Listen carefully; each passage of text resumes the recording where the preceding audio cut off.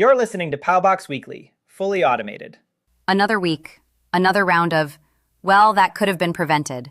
You know what's wild? We've got a surgical robot company, a hospital, a pharmacy network, and a fake job scam, all in one newsletter. Healthcare's greatest hits. Let's start with Intuitive Surgical.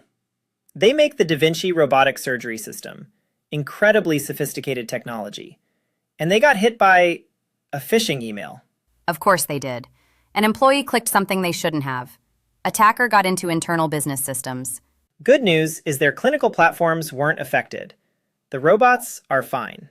The robots are fine, but someone's credentials weren't. And that's the thing. You can have the most advanced tech in the world, and a single phishing email still gets you. The takeaway here is obvious, but worth repeating.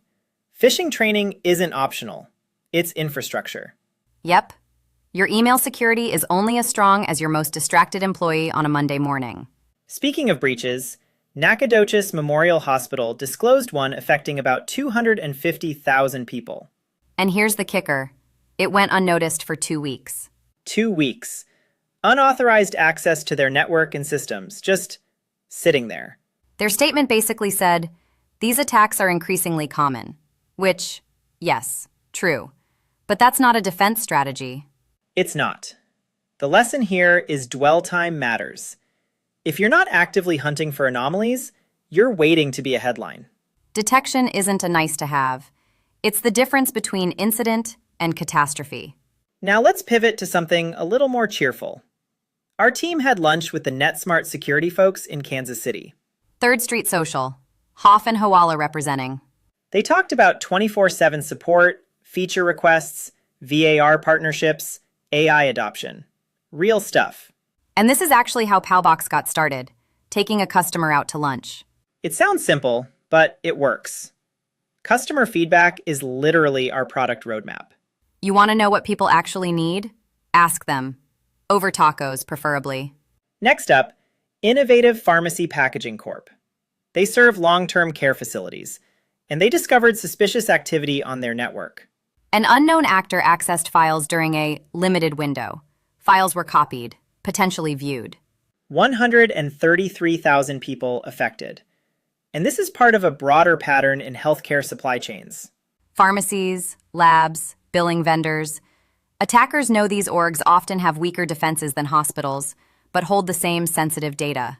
Third-party risk isn't theoretical.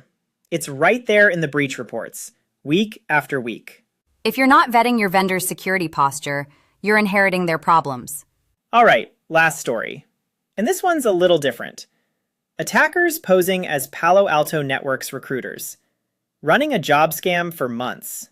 They scraped LinkedIn data, built personalized lures, then created fake bureaucratic hurdles to pressure victims into paying fees, up to $800. Fabricated urgency. Your review window is closing.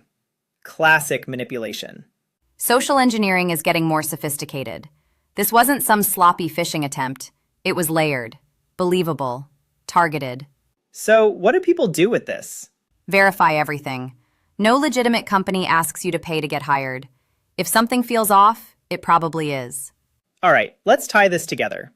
Surgical robots, hospital networks, pharmacy vendors, job seekers. Different targets, same underlying issues. Bad configurations, blind spots, lack of detection. Social engineering that works because people are human. None of this is inevitable. Most of it is fixable. Phishing training, network monitoring, vendor assessments, skepticism as a security posture. It's not glamorous work, but it's the work that actually matters. And maybe take your customers to lunch once in a while. That too. Thanks for listening, everyone. Stay safe out there. See you next week.